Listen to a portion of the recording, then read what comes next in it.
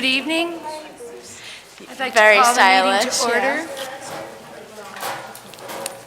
So nice to see so many people here. The first item on the agenda is the minutes.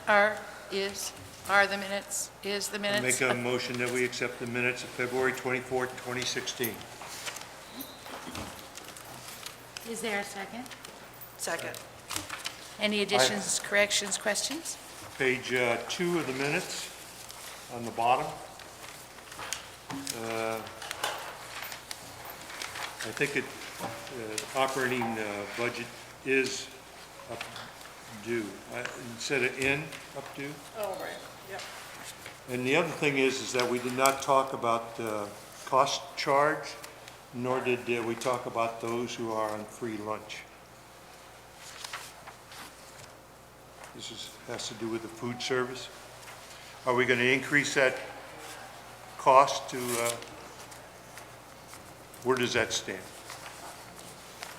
That was missed. Okay. Look into that. But these are the minutes. Do the minutes reflect what we did? That's, yes. Okay. But those two items Those are were things missed. you want to discuss Those two items were not in yet? that. Okay. Are there any more corrections to the minutes? All in favor of approval of the minutes with the correction? There we go. Okay. So, okay, one abstention. So Molly, you're up. Okay, yeah, fine. So a couple updates with some classes that are now being offered at the high school. We have an intro to piano class and a new intermediate guitar class being offered. And before, Mr. Albert only taught a beginner guitar class, but now he's adding an intermediate for kids who've already taken the beginner class. Alpine and Nordic State Championships happened over February break along with basketball playoffs for the boys. Both teams did really well. As you may have heard, Luca got first for the boys Nordic team. Taylor Cray did really well along with Abby Daypray. And Rachel Tooth and Nathan Delmar did very well in KVACs for Alpine, and our girls team placed third overall. We are planning on having a movie night this month. We've had movie nights, or we had a couple, I think, last year that we invited 8th graders from the middle school to come to, just to sort of introduce them to the high school and students at the high school. And the Spain trip leaves tomorrow morning. That's going to be really cool and exciting, and we just went over the itinerary today, and there's a lot of stuff that we're doing. We're really busy, and I'm looking forward to it. We had Winter Carnival last week. That was also a huge success. We had a 6 a.m. assembly with the news in the morning, and that was partly to kind of wrap up our School Spirit Challenge.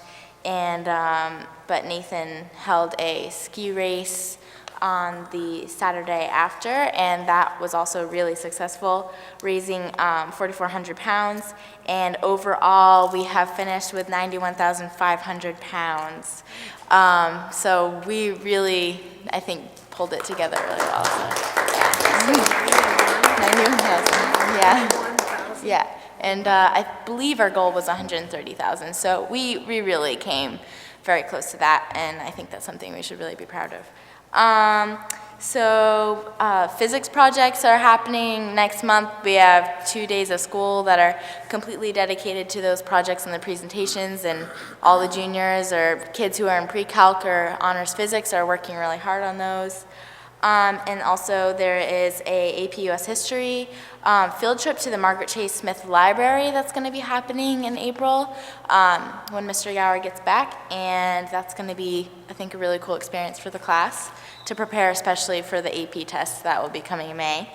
And then the play is going to be coming up, I think, in April as well. So, and that's coming along pretty nicely, I've heard. So. And what's the play going to be? I don't really remember. My friend, she's in it, but I can't remember the title of it. But I know that it's a play about a play. Do you know the title? play on. So yeah, it's gonna be, I think it'll be really unique and kind of a play on it, so it should be really fun. Well, thank you, Mom. Thank you. Yeah. Thank you.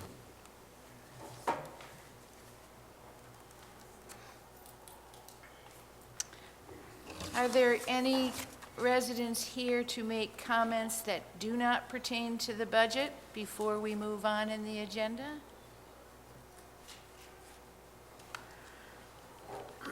Are there any additions or adjustments to the agenda that anyone wishes to make? I don't have any. Okay, well, tonight's the night where we meet with the local select boards. Would you like to introduce yourselves? Or would you like us to introduce ourselves? Why don't we go around the table and identify ourselves? My name's Aaron Krastowski. I'm the town manager in Wayne. I can't pronounce his name either. But I'm Gary Kenny, I'm the chair of the board in Wayne. I'm Bruce Burgoyne, I'm from the Reed Field Select Board. Tom Dunham, I'm vice chair of the Reedfield Select Board. Alan Curtis, Reedfield Select Board. Val Palmer, chair of the Reedfield Select Board. Paul Crockett, chair of the Mount Vernon Select Board. Good to see you all here. And if you don't know us, we'll just introduce ourselves. Pia Holmes, Manchester. Bonnie Sincock, Manchester. Steph Tukolsky, Wayne. Sean Roderick, Reedfield. Hi, I'm Melissa O'Neill from Manchester, and I'm the vice chair of the school board. Terry Watson from Manchester. Donna Wolfram, I'm the superintendent. Bridget Williams, finance manager. Betty Morrill, Reedfield. Gary Carr from Wayne. And I'm Trish Jackson from Mount Vernon. So, welcome. We have some things to pass out, and Donna will tell you what we've been doing, and I hope that you all know, if you go to the website for Mariana Cook Schools, you can now Diane's gonna watch all our meetings on YouTube. What fun.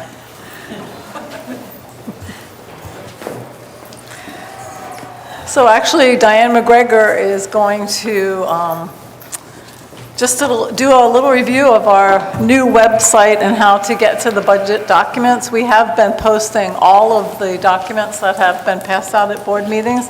Plus, this year, we are videotaping all of our budget meetings, and everyone has access to them through our budget site. So, Diane. Good evening. So tonight, I just want to show you, take you a quick walk through our website. On the front page, you'll see that the budget updates will be posted. And usually what I do is pull the first two paragraphs and then have a read more rather than putting the whole thing there. If you click to read the complete letter, then it has the budget update with hyperlinks to all the documents that are referenced. So you can go through and it says here, middle school code extracurricular. Click on it and it brings up that exact budget. So that allows the general user to get quickly to the items that were discussed at that budget meeting. Also, if you go to the front page, you'll see that there's to view video or any of the budget documents. You click on the link to bring you to the budget page. And we have the 15-16 and the 14-15. And the way I did that was, even though it says funding year FY17, people might get confused by that. So what I put the year that it's actually being discussed above it, so that it would be a little bit more user-friendly. So we have the budget workshop schedule and minutes.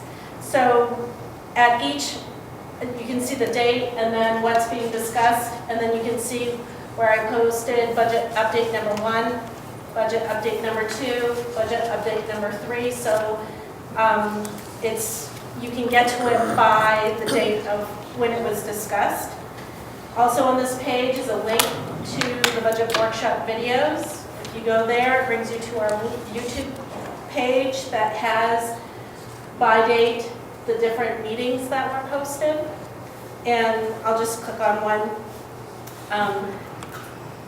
And you're able to fast forward to parts that you want to see or that type of thing. So and the sound has been actually very good, and we're very, very thankful for Bill for doing this for us. It's been a huge addition to our budget workshop process.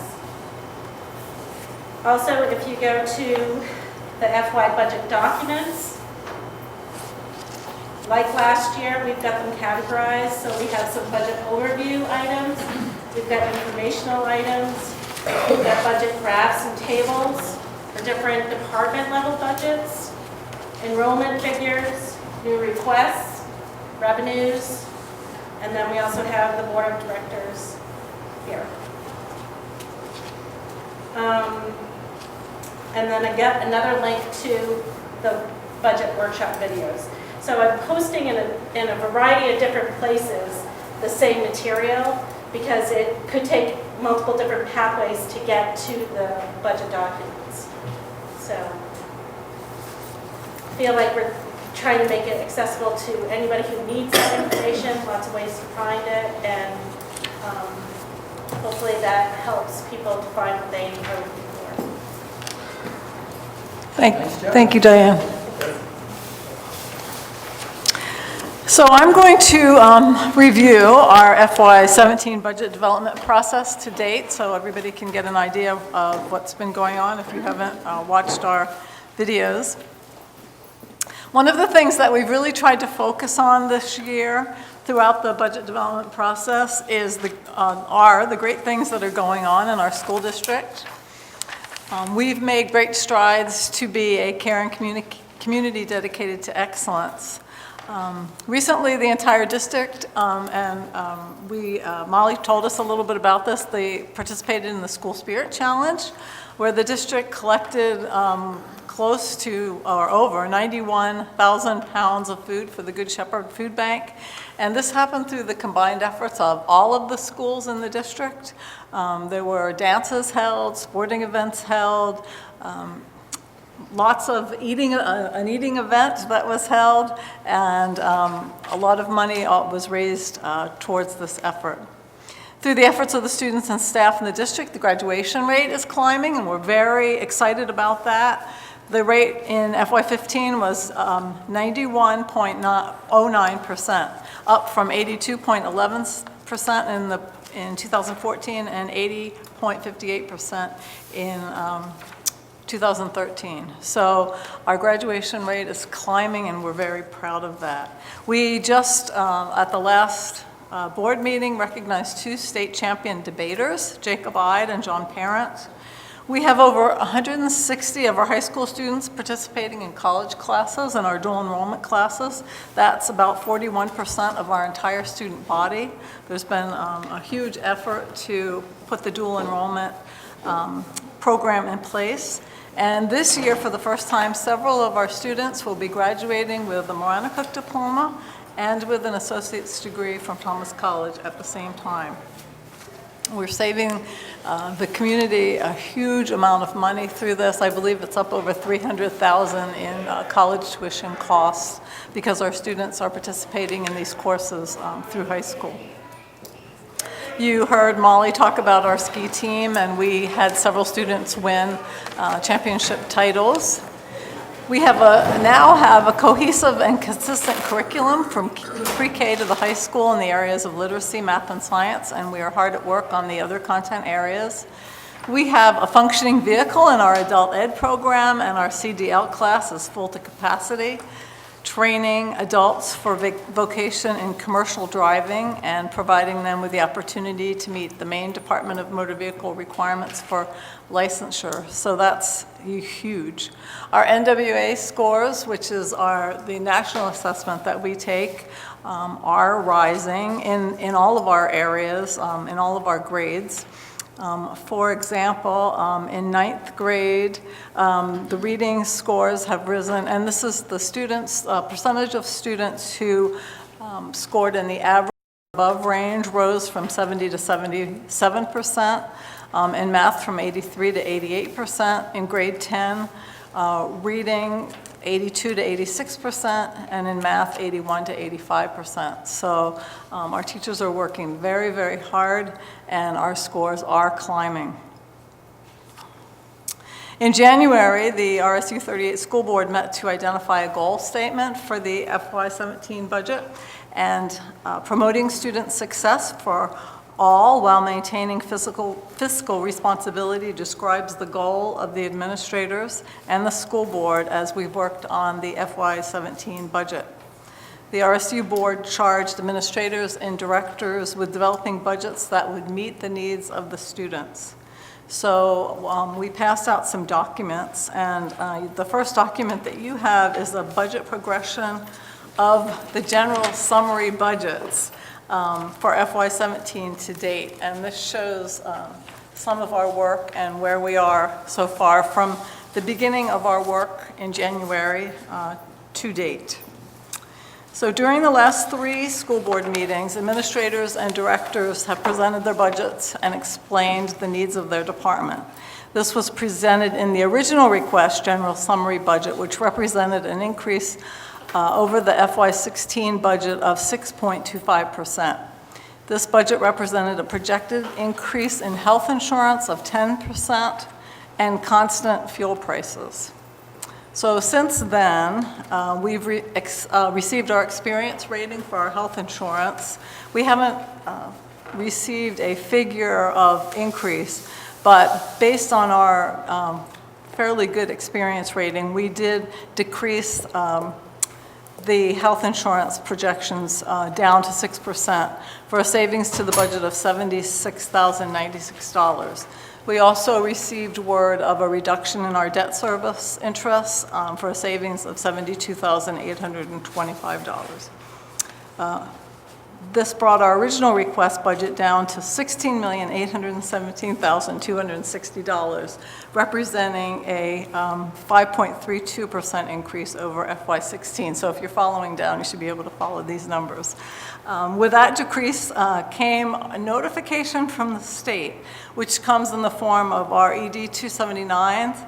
And due to a $12 million increase in education statewide, $6 million going to the charter schools, a decrease in statewide property valuations, and an increase in local property valuations, our state subsidy has been cut over $400,000. I'd urge you to contact your legislators about this reduction, and you have their contact information in your packet. Today, actually, I received a document from the Maine School Board Association with further information on the cut and what they're trying to do in Augusta to remedy this. And it's really important that everybody contact your legislators to tell them that this money is really devastating. The cut in this money is devastating to us, and we need them to reinstate that. They're talking about $20,000. We really need $20 million. That we really need them to put that $20 million back in there. We've been working over the past weeks to update our figures based on these reductions. Our latest general summary budget, which is the second page in your packet, represents an increase in the FY16 budget of $596,463, which is an increase of 3.74%. So that's where we are right now. And in your packet, you have a summary of proposed budget increases and a summary of the reductions to date. and that goes on to the back page. The administrators have been working on a list of possible reductions, which will be presented later tonight, and we'll continue to make adjustments until the final budget adoption by the board. So we are still very much working on this budget.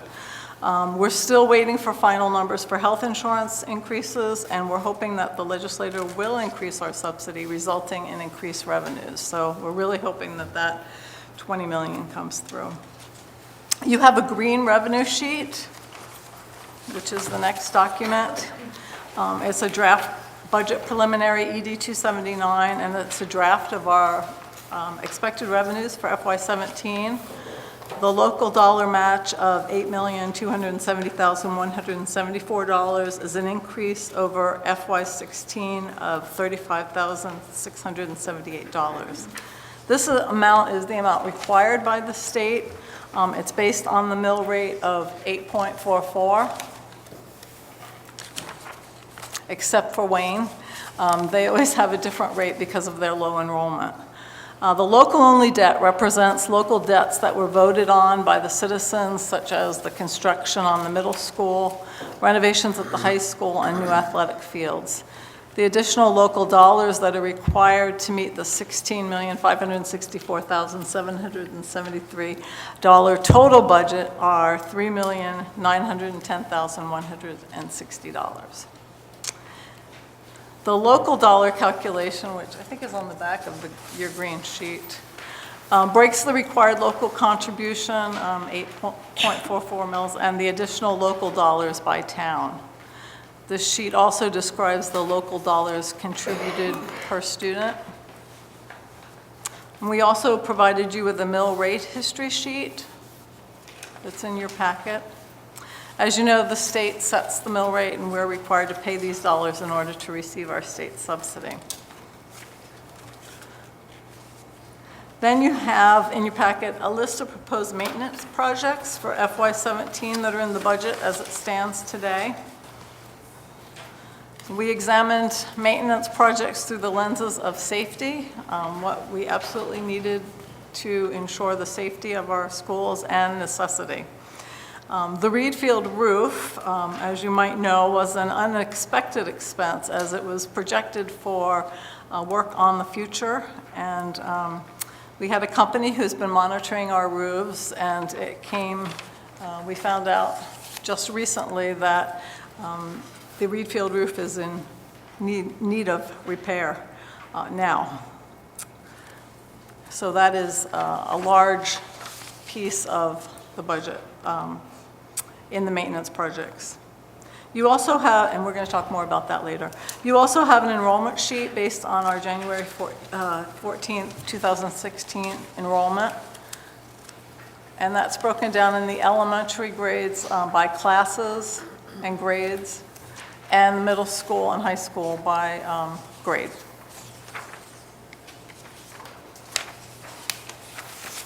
Also, you have a summary of proposed staff changes, increases for FY17. So that takes us to the updates from the previous meetings. So at the last meeting that we had, the last RSU 38 school board meeting, there was a request to look into borrowing options for the repair work that is in the Y17 budget, the roofs, and there's a roofing project for Mount Vernon, Reed Field, Manchester. So we have contacted our attorneys, and our only option is to secure a bond. So we were researching possibilities for this, and that happened today. And what would have to happen is we could get a bond. It doesn't have to go through the Maine Municipal Bond Bank. We could do it through a private company. The bond would have to go to referendum. That has to happen there has to be 5 weeks that happen between when the board would vote to do that and when the referendum happens. It also has to happen before the budget referendum, because if it doesn't pass in a referendum, then we would have to include it in our budget. And this work needs to be done this summer so that we have to have the money covering it, which would mean that the board would need to vote on going out to bond tonight. So we do have some figures. Based on a $270,000 bond, we have some percentages. 5-year would be a 2.95%. Based on a 7-year payout, a 3.3%. And a 10-year payout would be a 3.5%. And that would cover the 3 roofs plus the tennis court, right? That's in there. So keep that in mind, that that's something that we would need to act on tonight. There was also a request at our last meeting for a 5-year facilities plan, and that is in your folders. Somebody looked at it today and said there are a lot of question marks. There are a lot of question marks because prices are constantly changing, so it's more of rather than this is what it's going to cost, this is the work that needs to be done. So that was developed last year. We know already there are some changes that need to go in there based on our roofs, and they have not nothing's been changed there yet. You'll see that the general summary budget reflects a $252,487 decrease from the last budget that was presented, and a $401,418 decrease from the original budget number 1. So after meeting with the directors and the administrators and opening and accepting fuel bids, several decreases have been made since we looked at this last time. And the fuel decreases represent $75,190 decrease. So our bids came in at a good price. In addition, at our last meeting, the board placed funds for the health center that were not needed last year in a reserve account. So we were able to reduce the FY17 budget by another $24,000. Our food service program has been doing so well, and usually the district provides $100,000 for our food service program. We have reduced that by $20,000 down to $80,000. They've just done really well, and we feel that would be fine for next year for FY17. So we did put that reduction in. Paul, Bridget, and I met, and we agreed to eliminate 1 bus from the budget. This represents payments of $24,000 for over a 4-year period. So we think we do have state funding for 1 bus, and that will start next year. Yeah, we definitely don't have state funding for 1 budget. No, we don't. 1 bus. Yeah. Sorry. We also postponed several maintenance projects that can wait until another year, and these projects are on our list of cuts. And McGregor was able to find her access points at a decreased cost, so she was able to cut $8,000 from her budget. So those are the cuts that we have put into this last version of the budget that is now at 3.74% increase. The A team did develop a list of further cuts for the RSU board to consider should you decide to decrease the budget farther. And these are listed on the last page of your packet in order of priorities, and we would work from the bottom up. At the top, there's a list of things that we really feel need to be kept in the budget. And if you look at the bottom section of that and work from the bottom up, that would be our list of orders of cuts.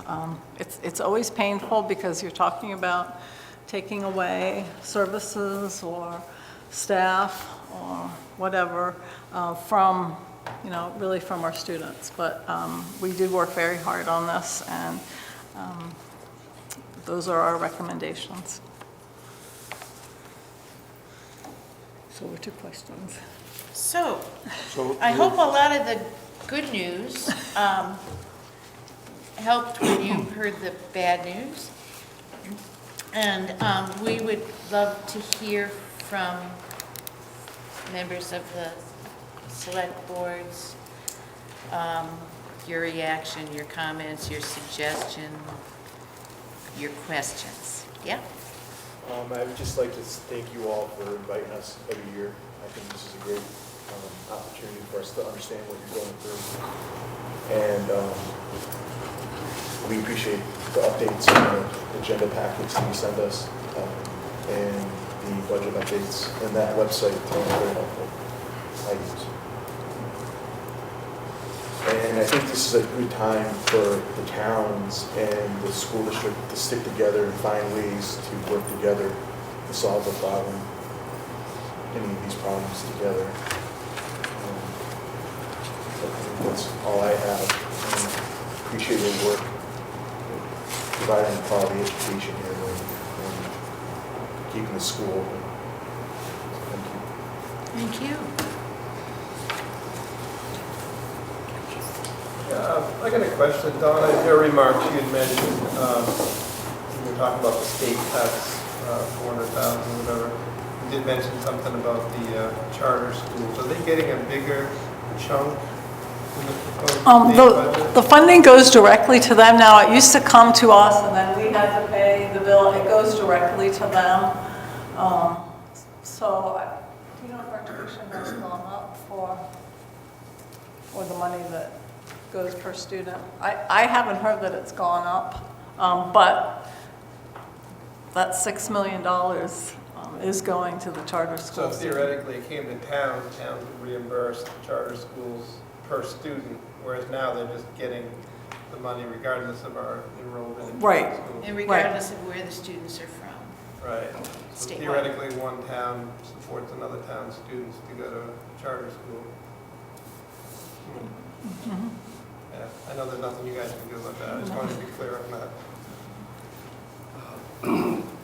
If my brain's working, which don't seem to be happening, it doesn't electrically seem to charge very much.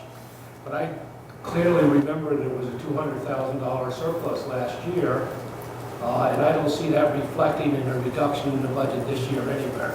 If you look at the green sheet, Yeah. and you look under the 2016-17 column, and you go down to balance forward, see that $203,067? It's right there. Okay? So it's counted as revenue. If you'll remember, we got it after the budget was passed last year, so we couldn't spend it. So it's there, and we're counting it as revenue this year, so it's in the revenues. Which is off that stresses. The last thing is, I did a little quick calculation here. It looks like we're going to be asking our taxpayers for an additional mill if this goes through the way it is right now, on top of the municipal increase of about 7/10. I think it's going to be a hard sell. Very hard sell. We know that. So I just let you understand that. Big cost. So. I believe this is our worst case scenario. And there's a possibility that we get more state funding. There's a possibility that the insurance costs won't rise as much as we have projected.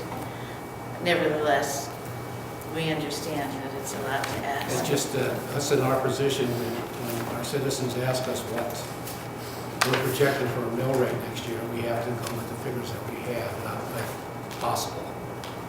When we get to possible, we can change that when we communicate. So we're going to have to start communicating to our citizens. I'm sure we're going to check the numbers again, but right now we're saying it looks like a 1.7 mil, and the school's at 71% of our municipal budget, and now it's going to go up to 77%. So they just need to know that. So when they go to the voting booth, they have the knowledge to make the decision that they want to make. Well, we wanted you to know where we are right now, and that we're still working on it. But we thought it was important for you to know where we are right now, so. And I understand that. You need to understand where we're coming from when we talk to our constituents. So, even, Do you want to go first? I can say something after. Go ahead. So So even though this is down to a 3.74, you said you have more cuts that aren't reflected in this? Well, we have, the administrators made suggestions for cuts. The board has not talked about them Okay, yet, so. but they are, because I really think this is awesome that you start with 6.25 and you're down to 3.74, and it sounds like it's even gonna go lower. It's a work in progress. Yeah.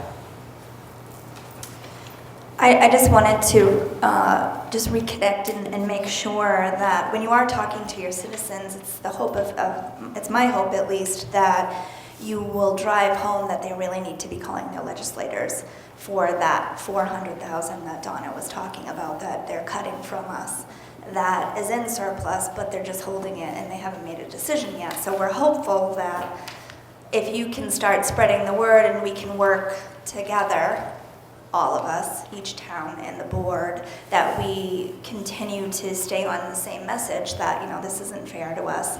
We've cut our budget over the past however many years, and I'd be glad to talk with Donna to see if you need the history of how far we have cut our budget and that we're really at bare bones right now.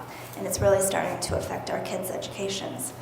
So that's what we need to be telling our legislators, and I'm hoping that all of you can continue to pass that message along, as well as each of us here. Yeah. Oh, sorry. Well, on that 400,000, how much of that is due to the calculation of the overall valuation versus, actual budget cuts or whatever? In other words, could we characterize that as, based on our land values, we're getting that much less, or could we characterize that as the state's cutting the allocation to the town? As I understand it, this year, the valuations in 2 towns were increased. That was Manchester and Mount Vernon. And that, combined with the enrollment decreasing a little bit, resulted in our getting fewer dollars from the state. But that doesn't cover the whole 400,000. And if you folks think it would be important to have, a set of points before you went out and talked to your legislators, that's something we'd certainly be willing to give you a few bullet points. Here's where we were, here's where we are, here's why we're here. It's important that you guys really stick with us and hopefully support your communities that voted you in as legislators. As I understand it also, Alan, when you're talking about the mill rate at the town level, we're up against a real decrease in revenue sharing from the past. And that's kind of separate from education, and it's something that we should all be pressing for, as well as reinstatement of that 5% of the sales tax to go to the towns. I'm listening to your woes, but I could sit here and talk about brand new fire truck, almost $200,000 to have the dam repaired, stuff which is costing us money, which we can't get anywhere, like you can't get anywhere, except from the public in the mill rate. And what that does is drives up more for sale signs. And just if people who can't even afford to pay for the medicine, let alone their tax bills. I mean, it increases the abatements because people can't afford it anymore.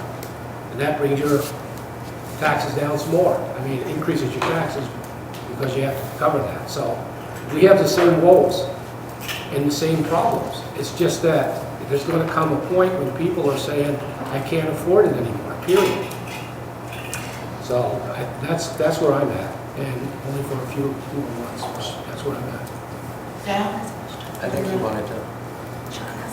Did you want to say something? Yeah. I was wondering, what is a mill in Reedfield? Because I don't think this is quite a mill. Maybe I'm off. Around $200,000 is about a mill. The last time I did the calculation. Val? Do you have this on your website? No, we were just talking today that we need to put it up there, so. Yeah, and say, please contact these people, please, and I maybe think, put your points sure, on the website. a call to action on our website would certainly be in order, and I think that's a great idea. And perhaps Diane, who runs our communications committee, can definitely, hopefully with Donna's consent, do that. And definitely the talking points on that issue.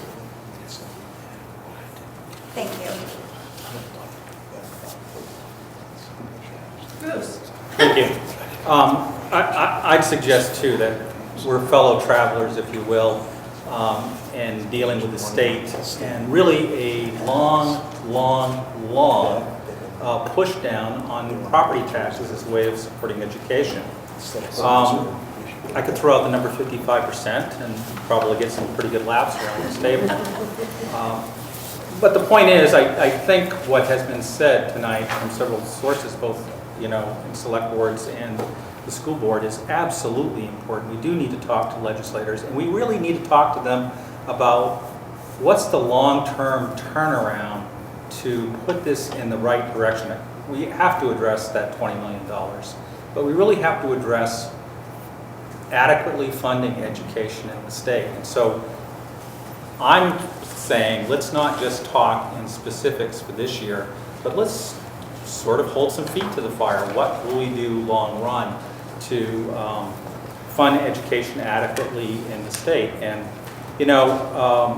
all the time, whether it's a political discussion or whatever, our children are our most valuable resource. We hear that time and time again. Well, that requires some investment. We know what that's all about. We need the state to be a working partner with us. And we're fellow travelers in the sense, too, that you're right about the revenue sharing. So it's very easy to kind of keep doing this thing over a number of years through administrations of independents in both parties, and we really need to work together to try to change that ship, move that ship around. I am encouraged a little bit to hear what you're talking about in terms of bonding. That doesn't make money go away. It's a different way of putting together your budget, and I'm not sure if that actually makes sense in this particular case. It may, but I would say please look at that carefully.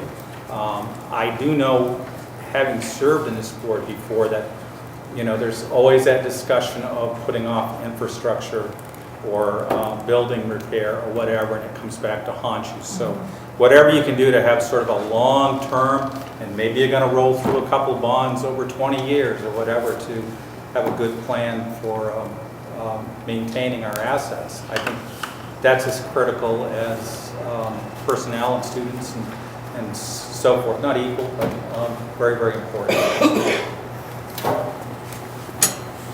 Thank you. Thanks, Bruce.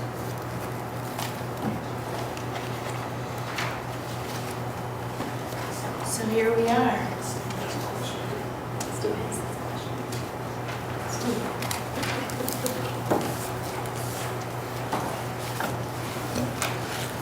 Al, looking at your scale of the mill increase, it's probably useful to think about the decrease in state funding and the increased match as effectively being 0.4 mils of the impact on local communities.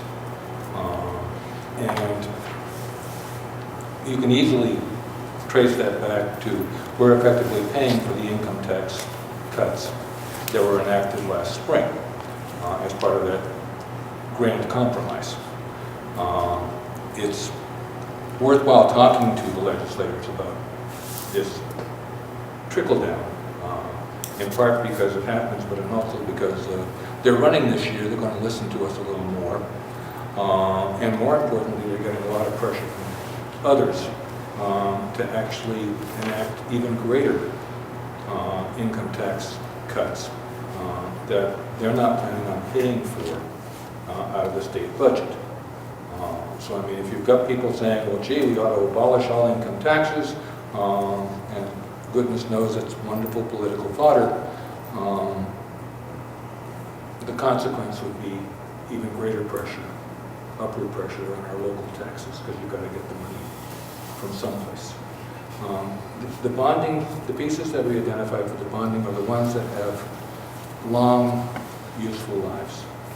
A roof project probably shouldn't be funded out of a single year budget when it's going to be good for 20 years, hopefully. A number of the other big ticket maintenance items, and we've got more coming down the pike in terms of other roofs, in terms of, you know, looking at this driveway outside, and a number of other things. The impetus to bonding was to actually spread the cost of that over the useful life, so that the students and taxpayers that you know, pay for it are the ones that are at the same time getting the benefit of it. And we're also mindful of the fact that if you load a particular budget with big ticket items one year that are single year items, that doesn't typically spread out much of the tax impact on people, and also makes things difficult and sends the wrong kind of signal. So but we will need assistance from the towns and the leadership of the towns, that if we're going to send out a bond issue for voter approval, that we all be able to speak coherently in support of why this makes economic sense for our communities, as opposed to single-year types of increases, or worse, not doing any repairs at all. If we bond those expenses as opposed to putting them into this year's budget, that may also have about a 0.3 of a mil decrease in terms of what has to be paid for this year as opposed to a stream of years. So, you know, you can readily take a look at more than half of what you're projecting for local impact right now as being in large part due to state shifting, and, you know, reductions down to that same 0.7 that you're looking for the community budget once we move things from an annual budget into a multi-year bond.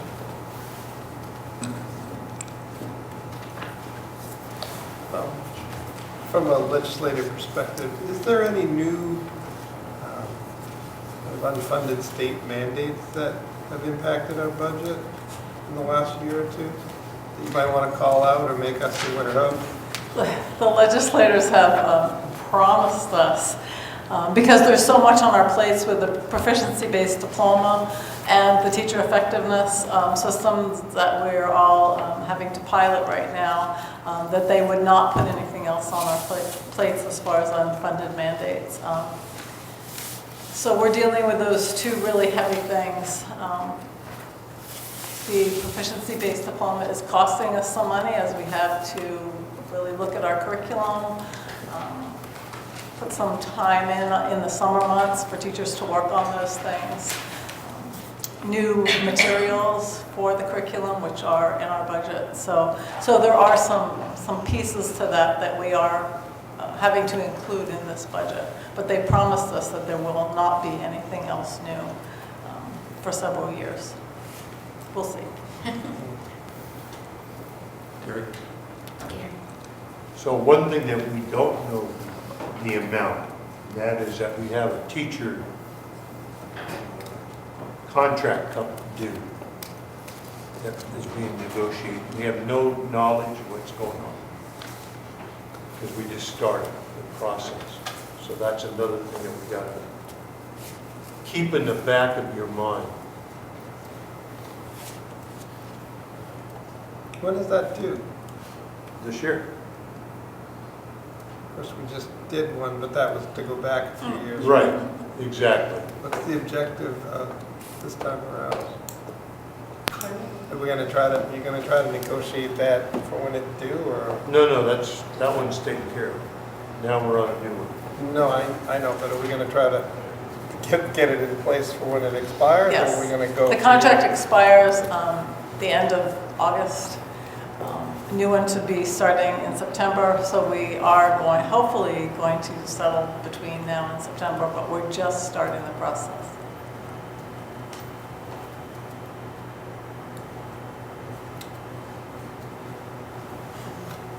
Steve, speak up a little or into the mic. Okay, I'll try. Two small points on that mandates. I would add probably a lot of the impetus for our interventionists, which have been the real staff increases over the last couple of years, relates to the need that we can no longer let kids slide through the high school. We have to identify kids who need assistance to get up to par and then provide them with that assistance. But, you know, these are costs, but frankly, I think the benefits for the kids in terms of making sure that there aren't kids that come out of high school unprepared for their next step, and, you know, worrying about somebody other than the top 10%, is probably a worthwhile goal, and one that I think to date the taxpayers have supported because it's their kids and their grandkids. So just because something is mandated doesn't mean it's a bad thing. It's a really good thing that we're choosing to intervene to help students that need it. Yeah.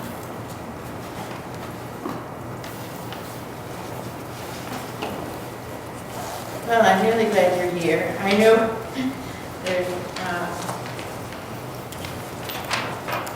I don't know how to, do you want to continue discussing this, or do we all just say, well, we have to plug on, see what we can do? I would just ask you to keep those communication lines open.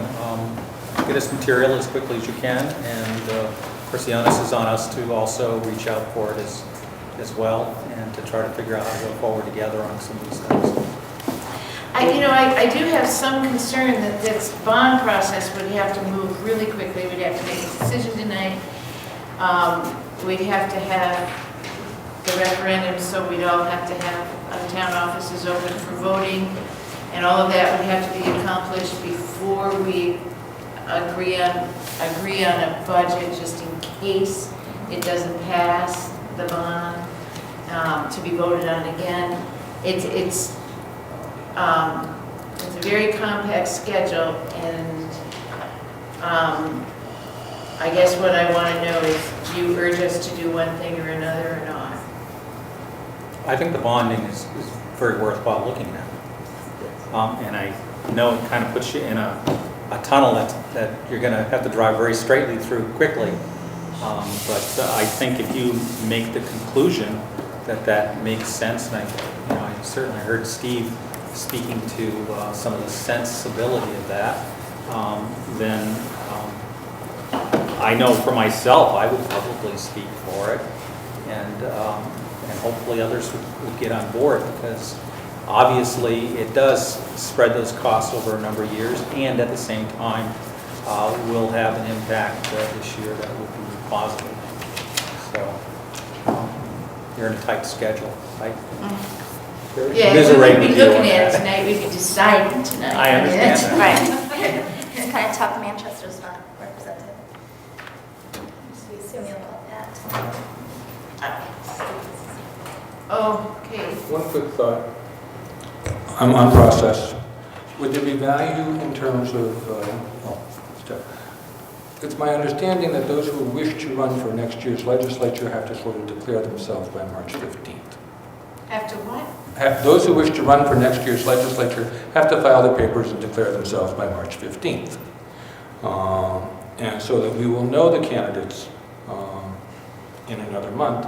And when both your municipalities and our budget is farther down the road in terms of our deliberation process, would there be some value in reconvening a meeting like this, and also inviting those who wish to represent us in the legislature to be part and to understand what's going on with our budgets as well. Just a thought. Yes.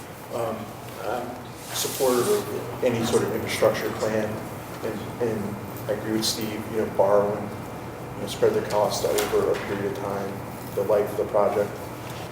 And if we're borrowing, whenever I've done it in town, it's always good to have a plan as well, articulate plan. I was looking at the 5-year plan here, and that needs some work. I would encourage. Anyways, I would just. Okay. But anyways, if you're going before the bond, referendum, have something like this that shows that there's a plan that okay, this is what we're doing, you know, and show some organization and structure. And I know you guys are up to that, but I just, and then also make sure when you borrow, that you spread, you know, show some of the, every town has a project in it. You know, if you want people to vote in Wayne on it, you know, don't forget Wayne might need a repair on that roof or something like that. You know, don't just make sure it's just all in Reedfield. Just one comment also on the bond. I think, generally speaking, I think it might be a good idea. We want to be careful that we're not going to get so used to bonding that it's like a permanent bond. I know in our municipal budget, sometimes we, you know, come up with some dollar value for one department. They get done with that, then they kind of automatically keep submitting that same increase every year. So if we're going to bond, let's make sure it's really important. It's not something we're going to just keep rolling and rolling and rolling, and, you know, ultimately you do pay, even if it's 2%, and we're paying more, not less. Sounds like the way we fund fire trucks. I didn't want to pick on any department, but I think the bonding's a good idea if you can show the people what the impact's going to be on the budget. And if it's a reduction, then clearly say that to them so they understand it. I think we'll go through. Yeah, and it's something we have to do. When we have to repairs. Yeah, repairs. Bonding question again, but you said how much were you considering for a bond? Are there any other projects in the next year or two that it would be worthwhile to include so that you bite off enough to get what you need to get done? We did look at that, and we know that we need to do some work on the road, and there are several other larger projects, but it will be probably farther down the road than 2 years, so.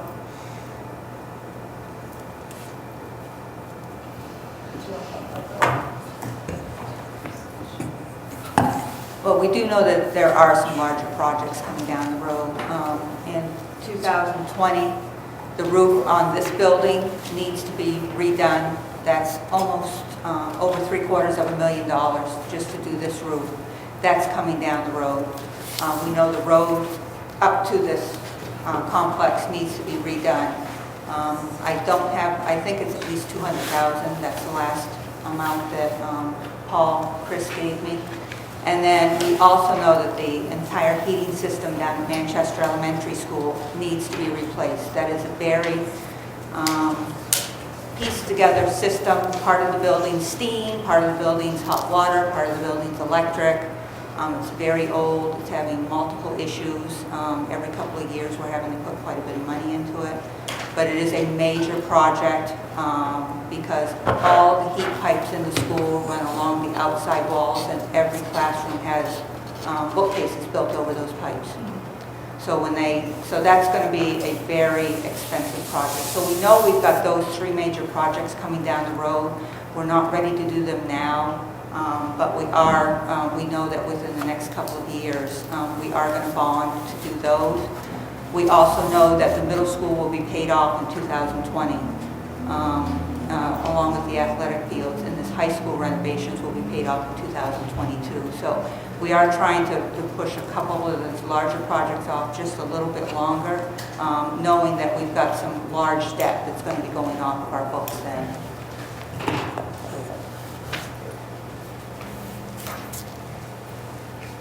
So we'll have a decision to make tonight on that.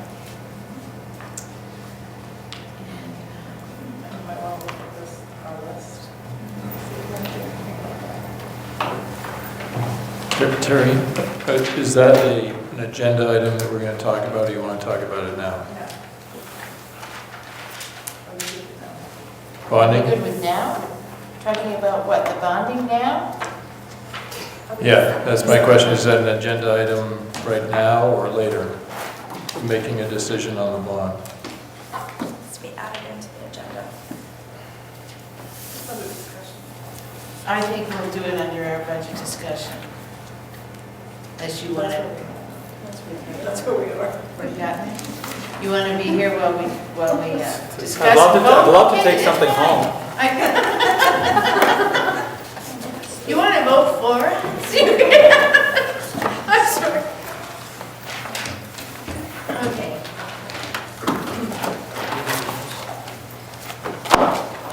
So are you done with us?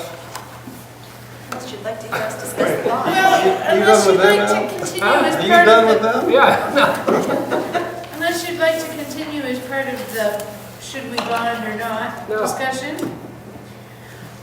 Or unless you have, you know, a specific item you saw you would like to comment on? No, I just think the information that you guys put out is phenomenal, and Thank you. I think the website is tremendous. Diane's And worked I'm really gonna go hard. home and scope it out myself. And we always remind people that, I mean, it's not new, it's been there, it's embellished and perhaps better, but we always remind people, go and look at it. Don't come in and, you know, complain to us just because, you know, because the taxes are going up. Participate and watch it and see what's on the agenda, go to the meeting. So I think we all need to remind people. It's very clear that we as board members have no control over it. It's all the citizens when they vote. I mean, it's just a communication to them. All we can do is just look at our municipal budget and try to manage that best we can. So, I think too, one of the things that Diane's worked really hard on is our social media effort. So if you remind your citizens that you can follow us on Twitter, you can follow us on our Facebook page, and Diane can get that information out to you, our Twitter handle, and what our Facebook page name is. But there's a lot of information on that too. Sometimes people get overwhelmed when they want to go to like maranacook.org, but if they're on Facebook anyway, they can certainly see what's going on and, you know, see the great things that our schools are accomplishing just on our Facebook page. It's nice to see some positive reinforcement sometimes too, and that really helps. So again, just reinforce the social media aspect. I do. Some of us find that a little overwhelming too. All right, thank you guys. Thank you so much. Thank you. I don't know what happened in Manchester this evening, but I'll see some of them Tuesday night and I'll.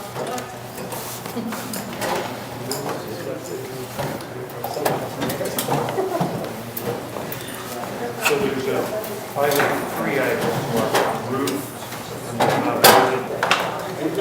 greenfield roof, and the tennis court.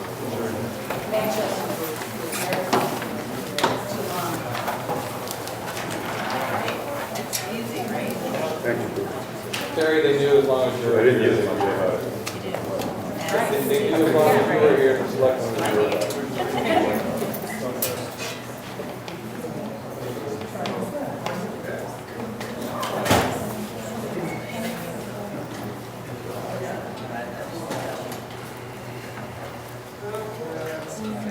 So I make a motion that we go out the bond on those four items. Is there a second?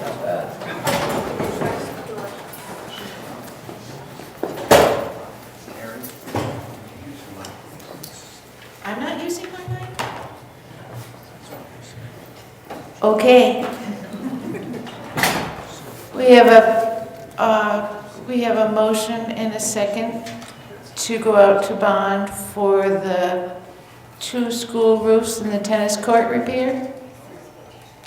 3 school roofs and the tennis court repair?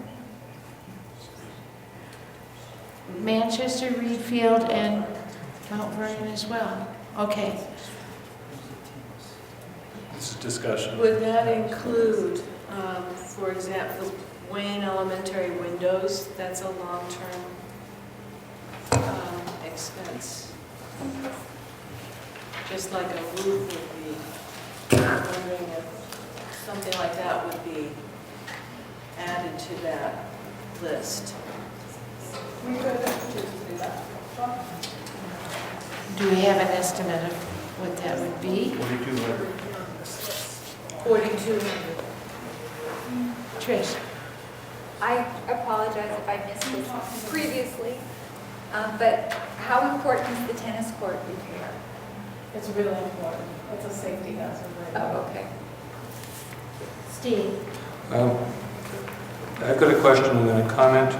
One of the changes from last week is that there's now about $46,000 worth of projects that were moved off of the proposed list that were there. And I'm wondering if that's because it was decided that they were no longer needed, or if the decision was to push it off till next year. Yes, we looked at them, and in trying to make budget cuts, we looked at what could be, for example, the carpeting in the hallway at Mount Vernon. We keep putting that off, and every year we put it off. It's not a safety hazard, it doesn't look very nice. So when you look at, tried to look at projects through, is it really necessary for maintenance, and is it a safety issue? And so those things that, if it was not really necessary for maintenance, if it was not a safety issue, those were some of the things that we took off. We looked, can we put those off for another year? So. Well, the comment is that there's an inherent fixed cost with bonding. You pay bond counsel X bucks, you have to advertise, you have to do, go to the voters, yada, yada. And my inclination is that if we, for example, these items, if we think that if we don't do them this year, we're going to do them next year, I'd rather roll them into the bond this year. When I look at, frankly, most of the list that makes up that $350,000 that's left, very little of it would actually fall into looking at our plan, things that we would expect to do every year. I mean, I can see where, we ought to have an annual budget for, painting, interior and exterior, although I noticed that our plan that we haven't updated forever seems to only contemplate that every 5 or 10 years. Carpets are a thing that, quite frankly, I would expect to have at least a 7-year life, if not a 10-year life. And, just because we've already got $125,000 carried over in terms of last year's projects that we're not going to repeat, I'm not sure that that's a reason to maintain $125,000 as sort of a permanent maintenance budget unless we've actually got clear ways to spend it. I'd like to look at things that, one, are going to have, pick a 5-year, pick a 7-year, useful life or greater, that we expect to actually spend, let's say within the next 2 years, or even 3. With roofs, there are things that there are economies of scale, that if you go out to bid for a bigger project, you may actually get a better overall unit price than if you're going out every year. Now, most of these are fairly large, but I'm wondering if, in fact, we can also, benefit from those economies of scale, get more people bidding, end up getting better prices. So the concept is, I guess, I would rather be borrowing $400,000 and take care of things that have a useful life and pay for them over that useful life than, arbitrarily, include some long-term stuff in what should be otherwise an annual budget. It's also a way that if we don't consider that $125,000 is already spent, then we can actually do more of something closer to a zero-based budget, and not just continuously carry forward tax increases.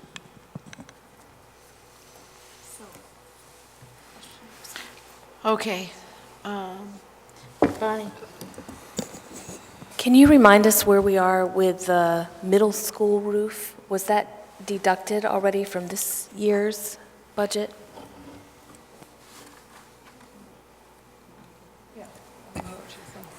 The middle school roof originally was projected for this year also, but knowing that the Reed Field and the Manchester roofs were in much worse condition, the middle school roof is actually a restore. They're not having any issues.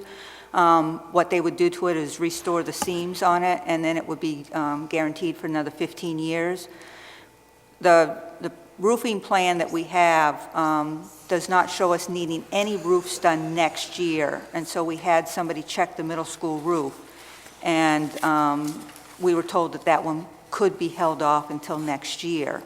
Originally, it was at 87,000. I think it's been reduced down to 77,000. So we had decided to push that off for 1 year, knowing what we had coming at us this year. And then the restored gym roof, is that the same issue? That's another 28,500? Or that was completed last year? I'm not sure on that one. I'd have to get Paul to talk about that one.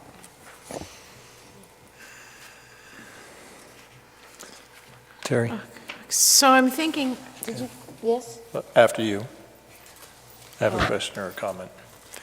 Oh, well, I was just thinking about the process here is we make a decision whether to take out a bond or not.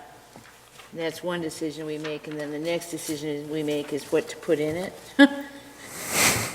That might be the easiest way to do this. What did you want to say, Stefan? Well, I wanted to concur with what Steve was saying. They basically, if you're going to go out to bond, you know, you're better to do it in economy of scale, get as much bang for that bond as you can, because it's going to cost you the same to do it. However, I feel that our discussion here is very uninformed as to exactly what we're looking at for our capital needs and our capital plan over the next few years. This is not obviously a capital plan. And the items that you're talking about, the big items of those roofs, they don't even show up on this. I feel that it would be rushed for us to actually make a really good decision on a bond tonight because we really don't see exactly what we should be bonding for. We're not looking at the size of bond that I think that we really should be looking at, and maximizing the use of that tool to finance our infrastructure. I would probably vote against that tonight because I don't think we have enough information to do it right, and I think we'll end up bonding too small, and then we go around and we do it again in a year or two. Can someone tell us more about that okay. What were the inputs to the driver that we had to vote on a bond tonight? What's that process? Terry's suggestion, start the bonding process tonight, fill in the number later. Is that something that's practical within that schedule? If so, could we say, okay, what if what we were to approve was to bond an amount up to, pick a number, make it 500,000, for example. That would pick up, some of the existing ones. It would pick up the middle school roof that we're talking about for next year. It would pick up the things that you were postponing because they weren't a priority this year. And then over the next meeting, and a lot of work with Paul, come back and show us exactly what we were going to be spending the money on. And then if it's something other than 500,000, particularly if it's lower, then we fill in the details that Stefan is looking for at that time. Is that something that's practical and possible? You talk to the attorney. Do you want to talk? Yeah, I'll talk to him. Okay, I had several emails go back and forth, and finally the attorneys called me today. And it's been a long time since this district has gone out for a bond. It's been almost 20 years. It's been since the middle school was built. It was the last time this district went out for an actual bond. And so I was a little rusty on it. He told me that we need at least 30 days, preferably 5 weeks, between the date the board votes and the date of the referendum to get everything in place, because you have to do all the postings and whatnot. And for all of this to take place, it would have to take place by the time, before this board votes this budget, which is April 13th, which is a Wednesday. So that means we would have to have the referendum vote at the latest on April 12th, because if that referendum vote goes down, we still have to have money in the budget to do the roofs. because, you know, they weren't sure Reed Field was going to even get through this winter. So the referendum vote would have to take place at the latest by April 12th, and from there you basically have to work backwards at least 30 days or 5 weeks. Okay. Well, posting, as I recall, is about, what, 1 week requirement, 7 days. Printing would precede that, but probably not by more than a couple of business days. Yep. Are we committed to voting on the 13th of April on the budget? Yes. We have to, In order to get to have our referendum. annual meeting, because we have to get stuff out to the printers, and, I mean, it's, The warrant articles and all that. Shucks, you're not going to be voting on it when I'm out of town. Well, we don't have much of an option. When's our next board meeting? not for 2 weeks. If you, just looking at everything that's on this list that would fall under carpet, windows, even the dugout repair, I suppose you could put the dugout repair in that, and the roofs, replacing the sinks in the biolab, and adding in an amount for the middle school roof. You're looking at about $409,000, $410,000. Okay. When I was looking at this, it looked like we were on a 4-window-a-year kind of plan, which for budgeting purposes may make some sense, but most of the time when I've had to encounter, you know, replacement window projects, it's one of those deals that there's an immediate benefit to having done it, and it's probably cheaper in terms of getting it done on a per-window basis if you look at everything that needs to be done as opposed to, you know, piecemeal, if you can even get it done piecemeal. Let me move to amend the pending motion such that it would read, you know, shall the RSU 38 seek a bond of an amount up to $500,000. We're not done discussing this though, right? Huh? Are we done discussing the first motion though? I'm offering an amendment to the first motion. The first motion was basically for, what, 3 items, 4 items? And I'm amending it to, that we would move to seek a bond in amount up to $500,000, the number to be specified following, you know, review and presentation. For what term? Uh, 5 years? When we paid off that debt for the middle school and 5 years is certainly a safe number because everything we'll be looking at would have something in excess of 5 years. If we're looking at items that are, you know, it depends upon the play on the interest rates. I mean, you know, most of the time, when you're looking at roofs, you're looking at a 15 to 20 year useful life, I would hope. I have a question. Missy. Bridget, can you explain, it says here on Paul's build-out plan, 2017, 2018, which isn't that far away, $200,000 for the driveway at the high school, middle school campus. Is that planning, are you planning to bond that? Is the point of adding all of this in to alleviate a second bond for these types of? Because I know that this high school roof is coming down at us at probably at least $750,000, and the boiler system down at Manchester is probably at least that amount too. This bond would not be covering those, at least those 2 items, and not the road at this time. The road probably does have a few more years in it. You know, we've been doing some patches on the edges of it. Can it get through until the end of the middle school bond? In 2020? I personally can't answer that. I'm not the one who's done the research on it. Aye. Is there any logic to increasing the bond to something more like 1.5 million to cover all these big ticket items, the boiler, the high school roof, the driveway, so that we do this once and we get all these things underway. I know you're waiting for other debt reduction, but I just wanted to throw the question out there. Well, a lot of times bonds are structured such that you can draw on them over time, and you only pay interest on the part that you've actually drawn.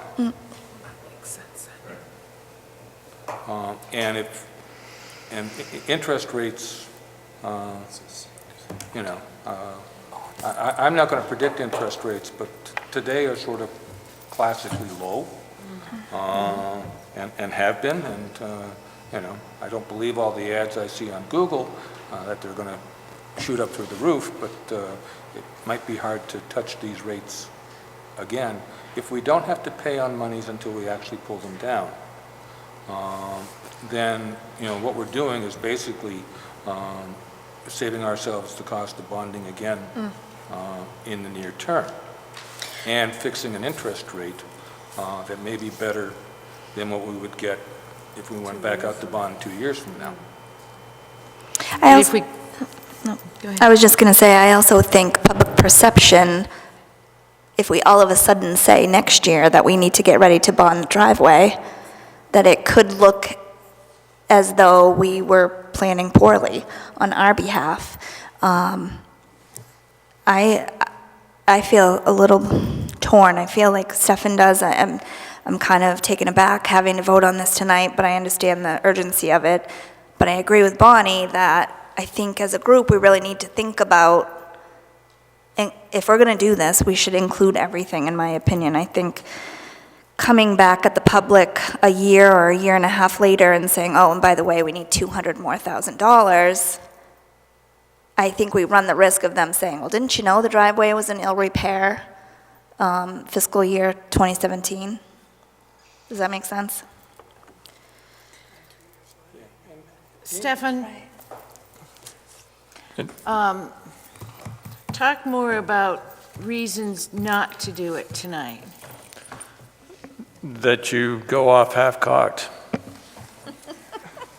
And if we borrow a much larger figure so as not to have to come back for another one, will the payment be such that we're not really saving that much this year on the mill rate? Say that again. I mean, well, if you're going to, let's say if you're going to borrow $1.5 million or something over 5 years, then you're going to be paying. It would be over a longer term. Okay. Secondly, one of the things we would need to find out, in short order before we fix on a particular number, is whether we're paying on funds before we actually pull them out. Right. If we're not paying on money until such time as we draw it, which I think is what happens typically with our cash flow borrowing every year, we pay on it as we draw, as opposed to, you know, but we can figure out what the cost of borrowing is. But I mean, if there was a little or no cost of borrowing until you actually borrow, then, you know, there are economies of scale. I have to admit your description of the Manchester heating system is absolutely frightening. Yeah. It's frightening to sit in a classroom and hear. And I also think that consecutively, we should be looking into some sort of assistance. There's got to be some sort of program for heating assistance for a project like this, whether it's through Efficiency Maine or some kind of grant. I mean, I'm willing to take some time and just look into that. I mean, I'm not saying that we should not include that. I think we should definitely include the Manchester heating system in this bond. On what we're talking about tonight. Correct. However, if we end up not needing to borrow that, do you see what I'm saying? So consecutively, we could be working on the side, seeing if there are any programs that we would qualify for that would help us with fuel replacement assistance. A few years ago, we had a subcommittee on the school board that was designated to, and Paul would probably know a little bit better, Donna. I was on the committee, but I can't remember what it was called. But You were on that committee. Yeah, we have McCormick working our capital improvements plan every year and our maintenance plan. I still see him at the main school management meetings. Got a coffee cup up of him last week. But Stefan, you initiated and Reedfield did a large borrow and bonding for road maintenance. What were the mechanics? How did that work? Fairly simple after we decided what our capital needs were. You know, it actually was the culmination of a lot of half steps before we finally decided that taking the big step was a much more efficient and effective thing to do. But we'd laid out everything that needed to be done over the next several years, and we could have tried to bite it off piecemeal and put those costs into each year's budget. But to really fundamentally address the needs that were out there, we took $1.5 million to get to finish the reconstruction of the entire road network. That had been on top of first going out and getting a bond for $450,000, then another one for $300,000, and I said, well, we're just going to keep doing that. So I said, let's combine them and do it one final one and get it done. And that's why we chose to do the larger one, and it ended up, I think, working very well. The mechanics of it then, we designed an RFP for seeking bond proposals, and we asked for certain different kinds of terms to be put in there, examples that they could provide either on a 5, 7, 10-year scenario, and ultimately we did get a drawdown facility. We only were paying back for what we're actually drawing down, so we didn't spend it all in the first year. We spent it over 2 years. Trish, you wanted to say something? Yes, I do. It just seems like we're talking about huge amounts of money here. And as Stefan said, I'm not comfortable that we have all the information. I am not an expert in finance, I admit that, but I know that $1 million is a lot. And if we're not doing it wisely, then I'm not sure that it's the smartest thing to do. Bridget said that we had 5 weeks or 30 days, potentially. Is there a way to walk this back a little bit so that we can get more information and then do it at the next meeting? Can we call a special meeting next week, 7 days from today, right now? Special meeting of the We board? already have a meeting next week, so, no, we don't? And then we're within the time frame. What's the date next? Today's 7th, it's the 9th. Is that an option? You know, I'm not, anything, yeah, I mean, anything is an option, I suppose. I left the last meeting, I'm sorry I can't provide much leadership on this issue. I left the last meeting thinking that we had some huge projects in the future that we would take the time to figure out and bond, and that these two roofs in particular, it was kind of surprising to us that they needed to be done this year. Just the way the wear and tear just was a little odd over the past year and stuff. I thought we were going to take care of this and then plan for the future with those big projects. I don't know whether I want to go out to the 4 communities with a smorgasbord of projects that need to be done and debate every one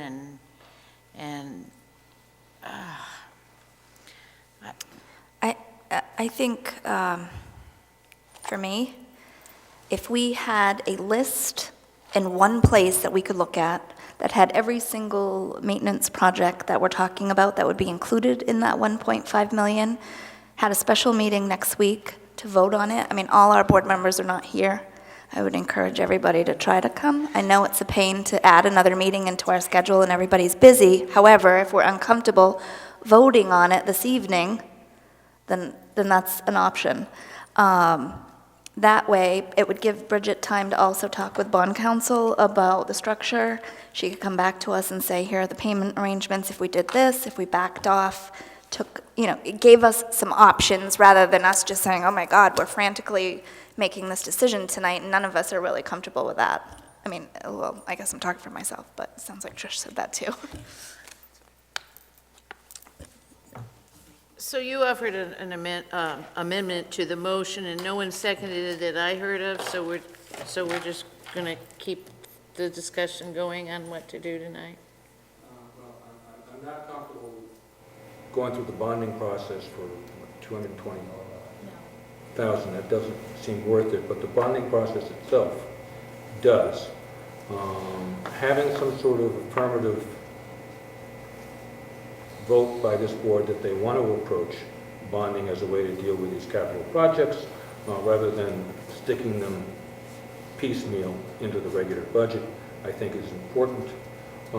Being able to give council a go for, which probably will be accompanied by doing exactly that kind of RFP process that Stefan was talking about. I'd rather get that process started tomorrow than, a week from tomorrow, only because then we might find that, we can't do all of that. Recognize that if we, particularly with a drawdown facility, voting to seek a bond, even voting for a bond, doesn't say that we're going to necessarily spend money that we don't need to spend, and doesn't say that we're going to necessarily accelerate things before the time that they're needed. We're just locking in the availability of funds should we need them. And most of the stuff that's been described here doesn't come as particularly surprising. And some of the ones like that Manchester heating system strikes me as remarkably overdue. And I think Misty is right. I mean, there may be grants available, efficiency main, wherever, that, depending upon the type of conversion we're making, we may not have to spend $750,000. We may find that there's a couple $100,000 available, and we should be looking for all of that. So, I mean, what we're really talking about is authorizing borrowing authority, not spending money. And if there's that kind of bracket that Bridget's describing, and Bridget has never misled me on anything, particularly things of that sort, then I think it's something that we ought to do tonight and do large enough that we can actually make it worthwhile, because, God forbid I don't want to sit in front of Al next year and say, well, yeah, I know we put in $400,000 for last year, but gee, we're going to need, which was $220,000 more than the year before, and then next year come back and say, well, remember all those other money? Well, we want another $500,000, and it's like drip, drip, drip. What Stefan described as working for the town of Reedfield, I think could potentially work very well for the school district and work very well for the taxpayers. Yeah, I'm not suggesting we do bond after bond after bond. I was suggesting that we not do it this year because we don't have the time and we haven't made the decision, but... Tax increase after tax increase. So, again, let me make an amendment that we approve the concept of bonding, direct Bridget and the superintendent to do the RFP type thing that Stefan was talking about, looking for proposals, initiating work with bond counsel, conceivably for an amount, sufficient to cover the capital needs over the next 3 years, which takes us up to the point where we're talking about end of the middle school and maybe the high school roof, not necessarily including all of those, but start the approval process, let them start the work, let them come back to us with answers, and then we can fill in and approve the specifics consistent with the time frame that Bridget was talking about. Is there a second? Second. Yeah, you're not chairman, I asked that question. You, did your motion to did your motion have a top number? Like up to such and such? Because, I mean, 7 days is not even enough time to fill this in accurately. You know, a lot of these projects, I don't know if they're cost estimates elsewhere that we have in mind, but as we've been told, costs change year to year depending on, you know, what else happens in that time frame. So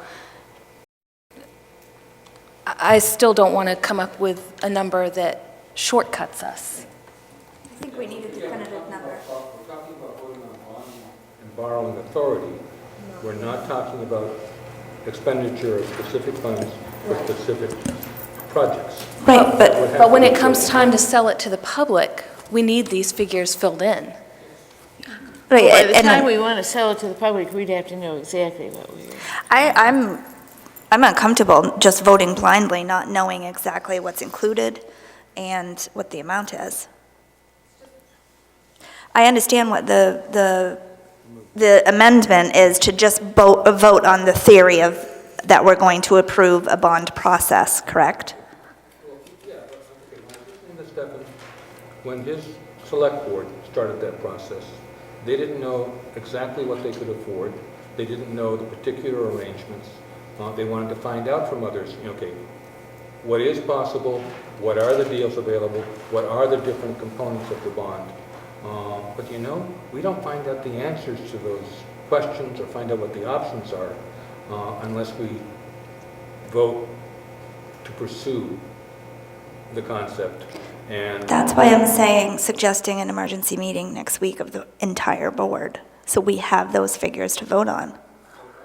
Bridget, some of the people that need to start work on things that are independent of particular numbers won't have time if we wait a week. And correct me if I'm wrong, Stefan, didn't you start the process with 2 bonds and then finally ended up with a third and final bond? Yeah. I just don't want to end up there. Right, and that took place over 10 years.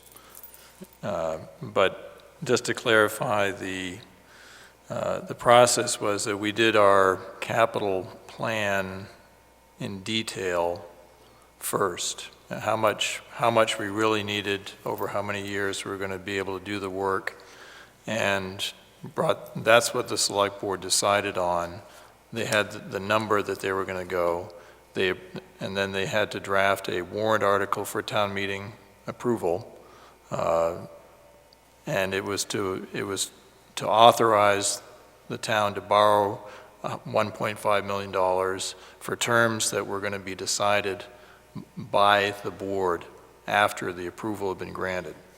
So they get the approval, and then the RFP goes out, and then the board gets to decide on the terms once they've got their proposals back. But the key piece is knowing what it is that you want to get done and how much it's going to cost you to do that. That's when, and you're trying to get as much done as you can with the bond that you're going for. You don't want to, nickel and dime it. You want to use that tool for where it can give you the greatest bang for what you're going to do. And we don't want to undersize it, I don't think. Right, and that's my concern, is if we don't have an exact figure to talk about tonight. And if Steve says up to, what if it's over that? Then what? Sean, what did you want to say? I just wanted to say I'm not comfortable. I mean, it's a serious discussion, not a discussion that I'm ready for to be popped on me, half an hour ago. I mean, I think some of these couple projects, what is it, 200 and, if I'm reading this right, 27, well, it says 220 for repair and maintenance. Is that wrong then? There's other. Oh, there's other, okay. So 270, I mean, I just think it's too short of a window, and I'm not, It's a long list, it doesn't include okay. the Vernon, it doesn't include the Manchester. Yeah. It doesn't include Driveway. the middle school roof. Right. It doesn't include the $50,000 in projects that they said not this year, maybe next. But I think I'm more in favor of including the 270,000 in this year's budget and work over the summer or whatever it takes to have a bond for $1.5 million ready for prime time.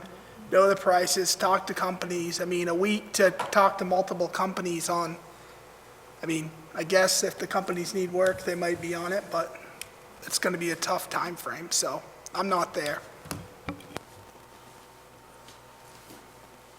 Yeah, there's something to say for pay-as-you-go. i.e. build it into the budget. What? Everybody buys their house and their car that way.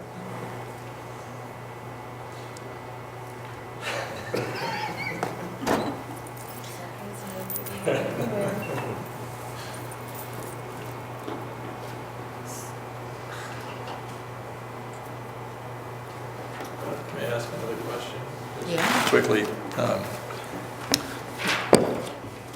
do you need, I'm not familiar with how this bonding authorization process works versus a town one.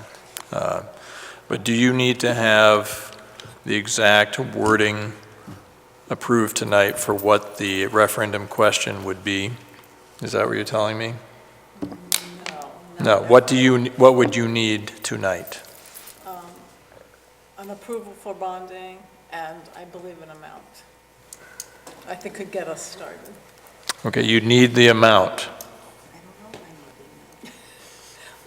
We just started researching this today. Okay, I don't think we know what we're doing. We just got a hold of the attorneys today, so we know as much as So why you. don't we Okay. just meet next week? I'm not sure we can have numbers for you next week. It's too much work. But, I mean, we have estimates, right? We have estimates for all of those things. We do not have the estimate yet on the Manchester boiler. Paul has Siemens working on it, but that's a big project. I do not know if we'd have that number by next They week. were out, Siemens was out. What, didn't you say, what did you say, $250,000? No, I said it could be up to $750,000. Okay. As much as the roof on this school, but that's an estimate. I mean, they threw out a figure of $30,000 per room, which to me is just huge, but. Well, Siemens is very expensive, too. We went down that road with them when they did Mount Vernon, right, Steve, remember? They do our maintenance projects. We have contracts with them right now to maintain things. Is that a project that's going to go out to bid? Or are we just getting one estimate and that's I'm it? sure we would get bids on it, but we still have to start with an estimate someplace. The real prices don't come until you get the response to the bid. Say again. The real prices for all this stuff, if you want a fixed price, that's not going to happen until after you have the money available, after you send the project out for bid, and after you get the response for the bid. Whatever we borrow is unlikely to add up to the penny of what we will spend. Right, but you said earlier up to 500. Bonnie said up to 1.5. But what is it, right? Is it 2? Is it 1.5? Do we say up to 2 million is what we authorize? Basically just encompassed the projects that were on the existing list, which was was 400,000, and then I was thinking about trying to recapture. We've already got 125,000 of money in the budget from last year that was spent on long-term budgets, projects that otherwise would have lapsed if we were talking about a zero-based budget. So effectively, that's where I came up with the $500,000. When people started mentioning the fact that next year, I think it was Bonnie, 87,000 rough estimate for the middle school roof, and then an even way larger amount for the Manchester Elementary School. That's how it grows. But my point all the way along has been, long-term capital projects ought to be funded and paid for over that longer term. And if we're going to go out to bonding, then we should try and capture the projects that we think are highly likely to be needed within the next 3 years, because we don't want to be doing this annually. We ought to take the same philosophy and approach that Stefan took with the town of Reedfield. It worked out, and is likely to work out here, and to significantly smooth out these costs for taxpayers that are already relatively angry at us.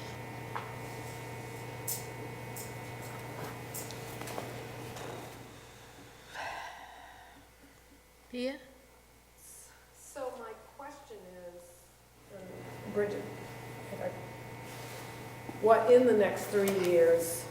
I know that you said something's getting, our debt service is going to be going away on a couple things, like school and so forth. I mean, what could we anticipate would have to be done? I'm not the It's hard. facilities manager. Yeah. You know? I'm the finance manager, and all I know is different projects that he's brought up to me. You know, I don't oversee the actual facilities. So we can't guess Manchester yet for sure. Okay, so the proposed amendment, we'll vote on that first. Donna, do you have the wording for that?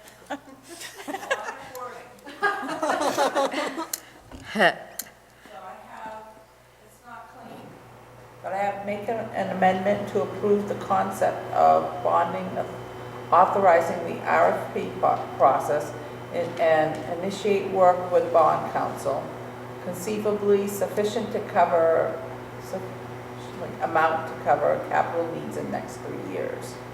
Start approval process and let them come back to us with the answers we need. That's what I have. Is there anything wrong with that? No, I just think it needs a little cleaning up, but I think, well, I think everything Steve said was, I think what we're actually voting on is to authorize and direct Bridget and Donna to initiate a bonding process to deal with the cost of capital projects to be incurred by the school system within the next 3 years. Would that be cleaner and easier? It's clean.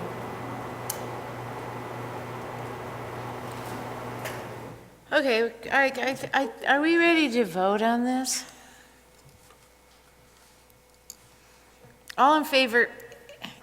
It's kind of confusing because the original motion, I'm replacing the original motion by amendment. Who did move to? okay. Who was the original motion by? Here. Gary made the original motion. Which one? Okay, so your amendment was to replace the original motion with those words, which Yes. says we're going to start a process that will cover big costs over the next 3 years. Anticipated capital costs to be incurred within the next 3 years. Okay. All in favor? You need a second. Well, Pia seconded it long ago. well, she seconded Gary's, I thought. Yeah, she also seconded. Oh, okay, I missed that, sorry. Yeah. All in favor?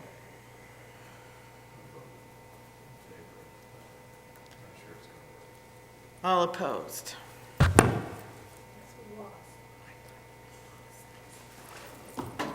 Did you get that, Donna? I don't know what.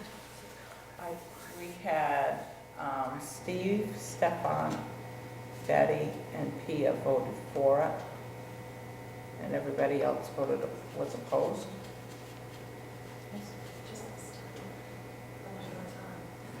Right. For this amendment. Yes? Okay, so the amendment is down. Does that mean the original motion is down as well? Let's vote on the original motion. Can All we in repeat- favor? Can we repeat the original motion, please? To issue a bond for 270,000, or look for a bond, or obtain a bond, or something. 275,000. All in favor? Oh, wait a minute. All opposed? I didn't catch who voted in favor. Did anyone vote in favor of the original motion? Oh, okay, thank you. I was looking for the original. All opposed?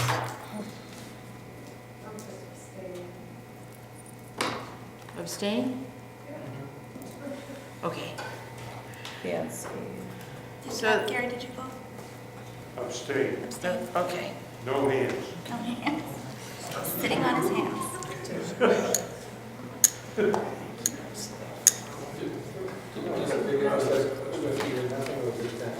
On what basis do we get to abstain?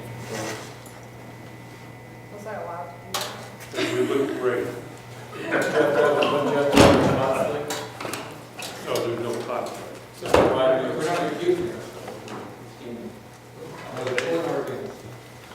Because we don't know what we're doing, and everybody wants to do something different. We need I more guess, clarification. yeah, I guess what Stefan is referring to is some parliamentary procedure rules require you to vote unless you have a reason not to. That involves a conflict of interest, but that's why I voted. We basically backed ourselves in the $350,000 worth of spending this year, with the possibility of considering bonding down the road on other amounts at another time, assuming people have to get comfortable with the concept of bonding. But we have locked ourselves into a large capital cost to be paid for in 1 year. Or we have a special meeting next week where we pick an amount. It's less than 4 weeks, it's more than 4 weeks from April 12th. It's March 9th. Trish? I liked Sean's suggestion that we should consider bonding over the course of the year and put together a good plan and have it for something for next year's budget. That's wiser. That's pretty much what we had decided last week, which is why it's kind of crazy to Jam it in. figure it all out right now. I do appreciate what you said, and I do appreciate your efforts to make it happen quickly.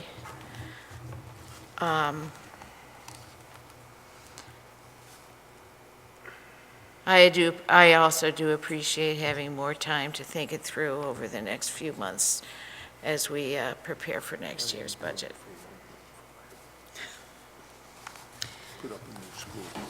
So,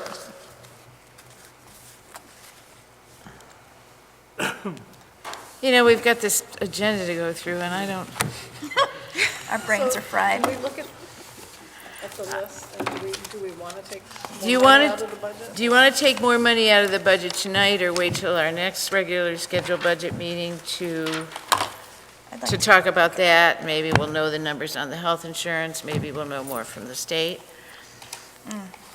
Or do you want to discuss specifics like smart boards tonight? Which I don't want to do.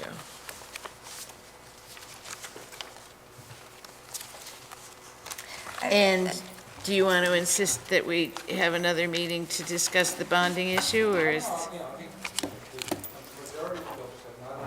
Actually voted against bonds twice. So there's not much reason to set up a special meeting next week. I can tell you that my general approach is that I think that we should be shooting for no more than a $500,000 to $600,000 increase, not the $1 million increase that we're looking at. And then I'm relatively comfortable letting the administration make recommendations in terms of how much more money we're going to spend. I think if we walk out to folks and say it's going to be a $1 million increase by itself, and they don't care about the fact that it's 4/10 of it might be due to the state, we're going to have a serious problem getting any kind of budget passed. So, the goal is to find some place to cut $400,000 out of the budget. not just those few small items that were on the cut list.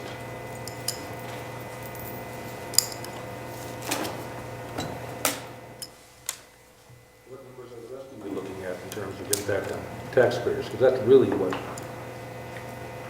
the point is, as opposed to particular boards. I'm not going to second guess education priorities.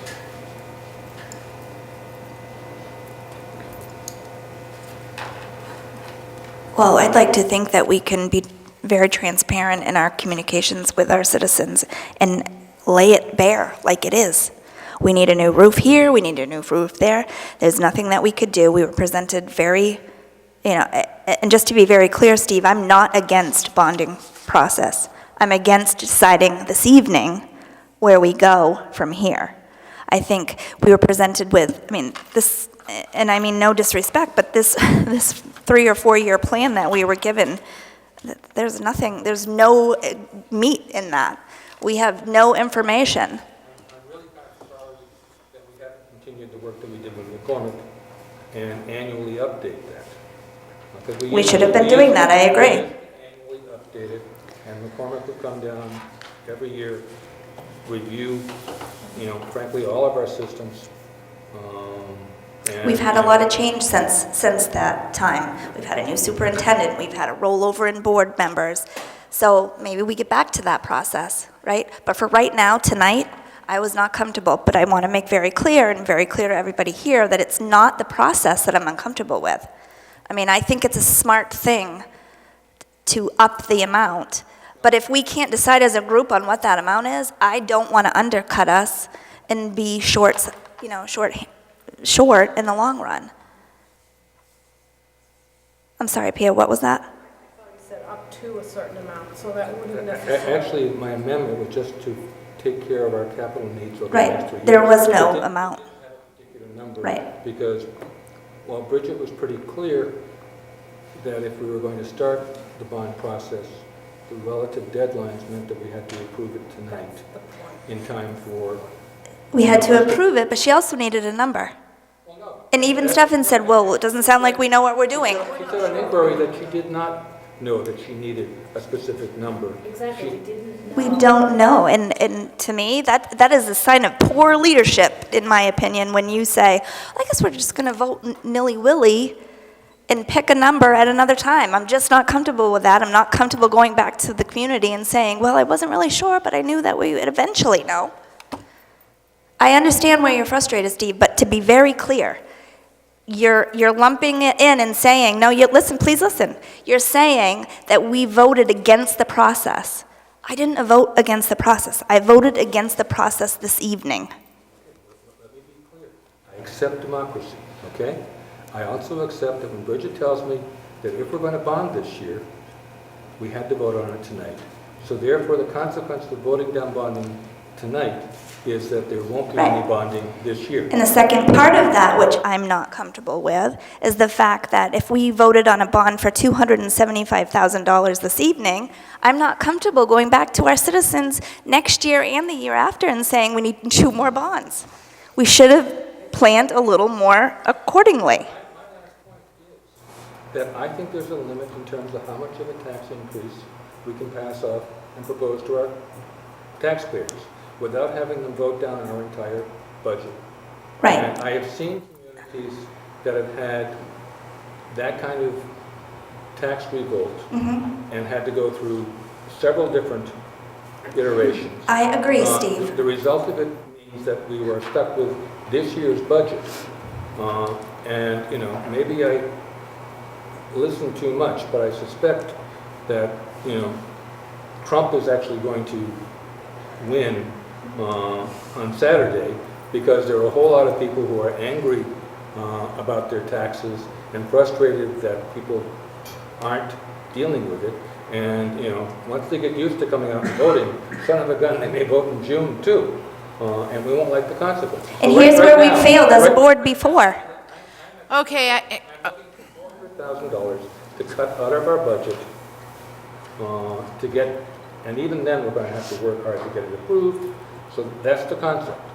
find the money someplace. I will trust the judgment of the educators, as I've always trusted the educators, in terms of how they think the money can be most effectively spent.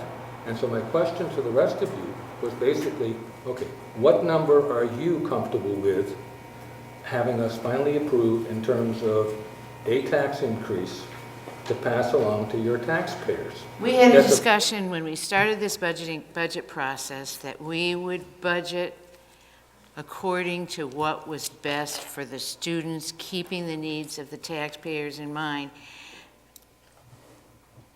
And we also agreed it was our duty to go into our communities and sell this budget and tell them, we're here, we're on a united front, this is what we've cut in years past, and this is why we've done this. I'm not scared. I'm happy to take a bullet for this place. I'm just not comfortable, Steve, with your 1.5 bond at all. Just coming up with a crazy number, and I have no idea what you did.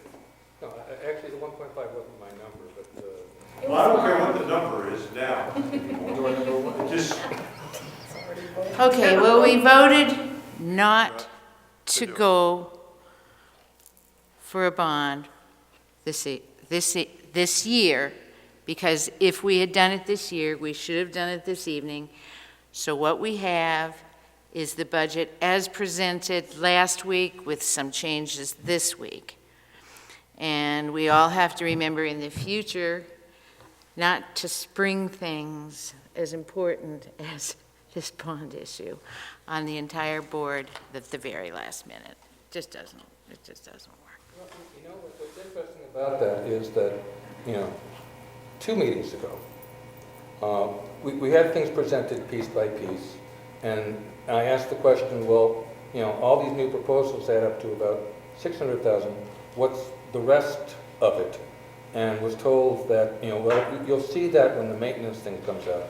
So, I mean, it was basically last meeting that we had our first view of any of the maintenance capital projects, that we were given specifics and numbers, and that's when I brought up the issue of these are multi-year things and we ought to be bonding. So if you can point out to me Yeah, you're right. how we would have had the information. You're right about that. You're right about that. The whole board wasn't aware that there were going to be these huge increases and so are we going to discuss specifically, some items to consider cutting, starting at the bottom? we can discuss any item that you would wish to discuss, starting at the bottom. I would prefer to start fresh with this list at our next meeting, but I agree. I don't make all the rules, so. Is that a motion? A second. For me not to make the rules.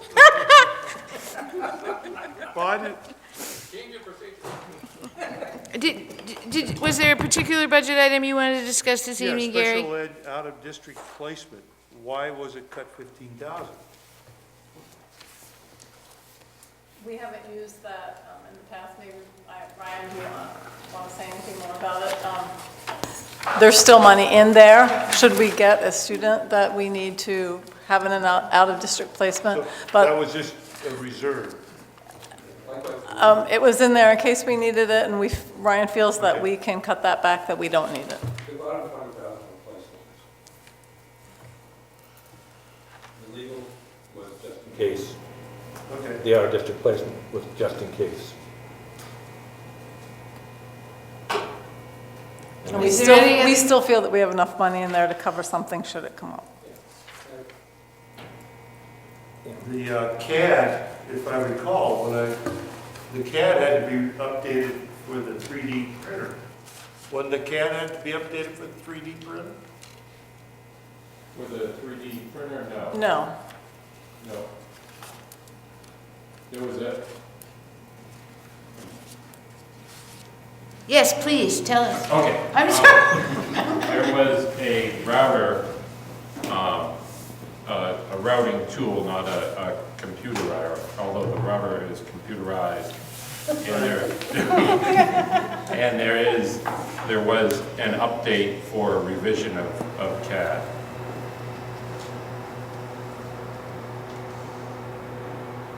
And that CAD doesn't work for the 3D? It's not tied into the 3D printer. The CAD is a computer-aided drafting tool Right. on a computer. Tool. But I think that 3D printer that makes tools, Yep, yes, doesn't that CAD work into that? No. Making tools? Not ours. no. No, it wasn't for that. Okay. And you still want you to lose it. I appreciate it.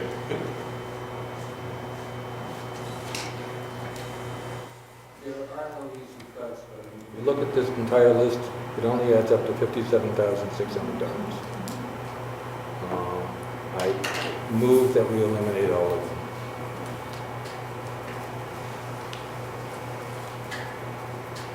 I second that.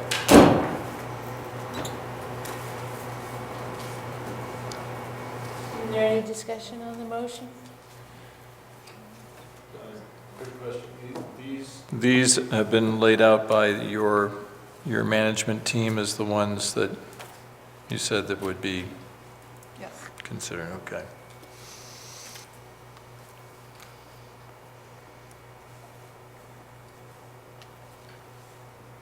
So the middle school loses its health center support, its robotics after-school program, its archery and volleyball programs?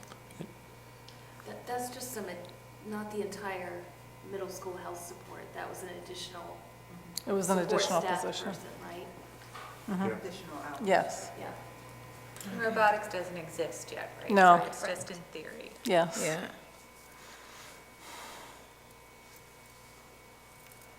Okay, all in favor? All opposed? Abstain if Stefan will let you?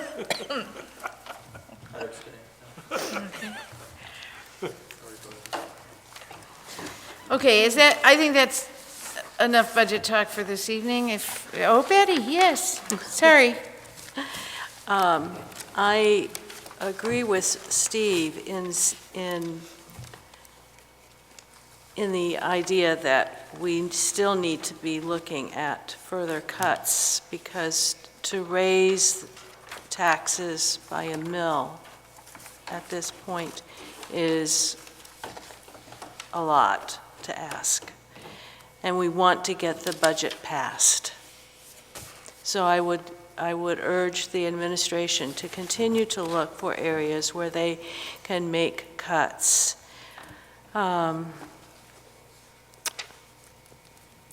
That's all.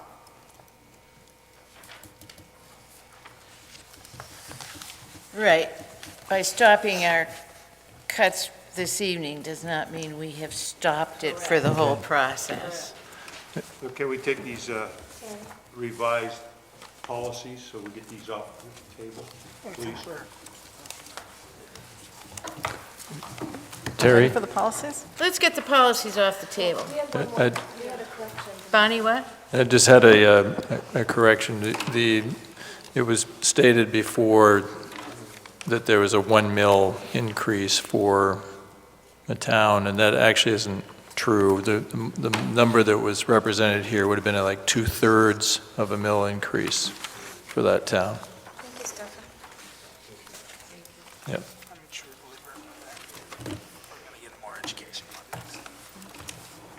And we have figures that we haven't received yet. Right. Yeah. Yeah. Which may go up, which could bring things up. No. Nothing will bring it up. It'll bring it down. We think down. Yeah. We're hoping. Yeah. And it would be wonderful to get money from the state, too. That will happen. I'm a true believer in it. Okay, we ready for policies? Okay. Policies. Okay, I'll entertain a motion. Wait, Oh, you want to do the I introduction do. to these? Yes. I do. Okay. I'm sorry. Policy EEAEFA, video surveillance on school property and school buses. The policy committee met on February 11th and considered comments on this policy that were submitted by board members. The committee recommends adoption of this policy. Make a motion that we accept the policy as written. Second. Is there any discussion? All in favor? All opposed? Abstain. Okay. Okay. Policy BEDH, public participation at board meetings. The policy considered citizen comments on this policy. The committee recommends adoption of policy BEDH. I make a motion that we accept BEDH. Second. Any discussion? All in favor? All opposed? You're not voting? I wasn't at this policy committee meeting. But you're a You can member of the still board vote. voting. Okay. Yeah. Policy GBEC, drug-free workplace. The policy committee met to consider this policy. No comments were received. The committee recommends adoption of policy GBEC. Make a motion that we accept GBEC. Second. Any discussion? All in favor? Oh, were you discussing or voting early? Voting early. Michael J. Curley, yeah. Okay. Policy JLCD, administration of medication to students. The policy committee met to consider this policy. No comments were received. The committee recommends adoption of policy JLCD. Make a motion that we accept JLCD. Trish, you're up. Oh, second. Any discussion? All in favor? Okay. Policy KCD, gifts, donations to the schools. The policy committee met to consider this policy. No comments were received. The committee recommends adoption of policy KCD. Move we accept policy KCD. Second. Discussion? All in favor? Opposed? Okay. Policy KE, public concerns and complaints. The policy committee met to consider this policy and considered comments submitted by a citizen. The committee recommends adoption of policy KE. Make a motion that we accept KE. Second. Discussion? All in favor? All opposed? Policy KFC, playground use. The policy committee met to consider this policy. No comments were received. The committee recommends adopting policy KFC. Make a motion that we accept KFC. Second. Discussion? All in favor? All opposed? Policy first readings. The following policies are brought to the board for first readings. Please submit comments to Donna Foster prior to the next meeting, which is March 7th. EEA, student transportation. IK, students' achievement, evaluation of student proficiency. KF, use of facilities. We don't have to vote on Are this. there any comments that people would like to make after the first reading? You said March 7th is the next meeting? Okay, here Monday, it's yes. listed as March 14th. I know, That's why we I had to wanted to get change them it. off the table. Okay, so we have informational items that we received in our packets. And we have committee reports that we received in our packets. Does anyone have any questions, comments, concerns? Or are we ready to adjourn for the evening? I had one thing. Trish? Yes. For Nancy. But on Nancy's report, it was talking about why is participation in the state assessment important? And the reasoning here was that if we did not have 95% participation, we could lose our Title I funding and possibly other federal funding. And I would just suggest that we don't use that as a reason because it's never actually happened. It's kind of an empty threat, and no school has ever lost their funding that way. So I would suggest that, I'm sure there are lots of other really good reasons why we should make sure that we participate in state assessments, but I just wouldn't suggest we don't use that one. Yes. Yes? I don't know, I think it's kind of important to have, I don't know, to pay attention to that, because there are a lot of parents now that are opting out of the test. Right, and I guess that's why I would say don't use it, because if you go to like Fair Test or anything like that, one of the first things they say is that no one has ever lost their funding that way. Don't try to scare let your school scare you into doing it that way.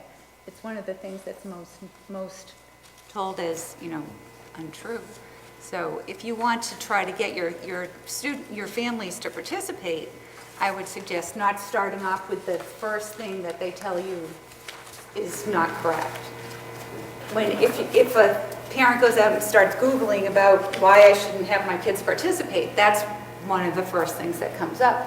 So I would just take it out, in my opinion. One of the first things that comes up is because you lose federal funding? Well, That's a that talking your school point. will There's tell you never that, but it's never happened. Even in New York, when, like 60% of the kids didn't come, nobody has ever lost their funding, at least according to the internet.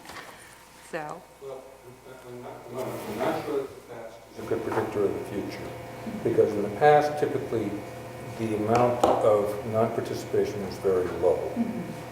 And somehow it's gotten political and risen. The measurement is actually on the state level. So, I mean, if you want to track through a particular, to Wayne Elementary, who knows? But there was, frankly, directives from the Department of Education in Washington this year, because they had seen an increase in non-participation, they actually did threaten removal. So it may not have happened in the past, but I mean, if you only have like 1%, why bother with it? Now I guess the numbers are growing enough that they may actually My understanding change too is policy. that the new version of it's not No Child Left Behind anymore, it's that every student succeeds, or whatever it is, but that actually puts the Title I funding into the hands of the state to determine in some way.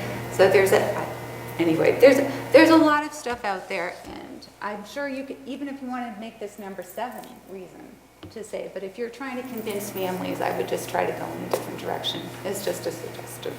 So.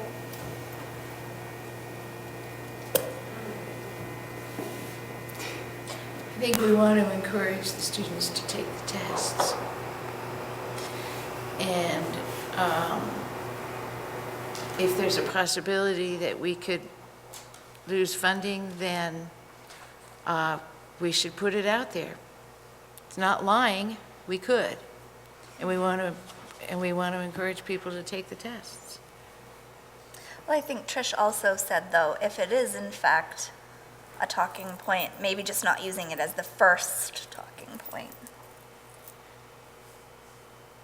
It was just a suggestion, I think.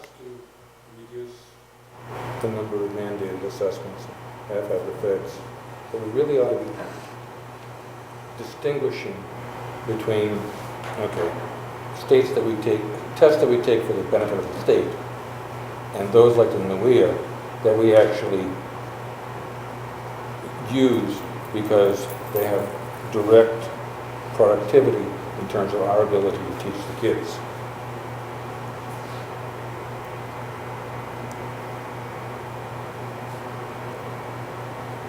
Okay. I have one other question. They talk in this other report here, I don't know what was on the top here. Anyway, that we don't, we bring in the kindergarten through the middle school, but we leave out the pre-K. The parents don't, there's no program that's actually motivating that child to read or print or anything else, or? In pre-K? Yeah. We do have standards that students meet in So, I pre-K. mean, but we don't meet with the parents, so. Yes, because- yes, we do. They have Well, they only conferences. mentioned in here that kindergarten is where we start to meet with the parents. And I'm saying, I thought pre-K was part of that. Oh, definitely. So I think this Definitely. should have said What pre-K. are you looking at, Gary? Oh, Ryan's report? Ryan. Yeah, I'm just saying the IEP process for those students who transition with the IEP from CDS to public school kindergarten, we don't formally start overseeing those plans until they come into kindergarten. And I was just trying to explain the process of how we transition them, so they're not just going from one organization to another without any sort of transition. Yeah, and we do have direct planning with that. And I was trying to outline That it's Okay. not just we see them in May and therefore we pick them up in August. So we still meet with the pre-K parents? Yep, Okay. this is specific just to individualized education programs. Okay. All right. The school doesn't take it, special education, they go to kindergarten. Make a motion that we adjourn? Second? All in favor? We're adjourned. Thank you.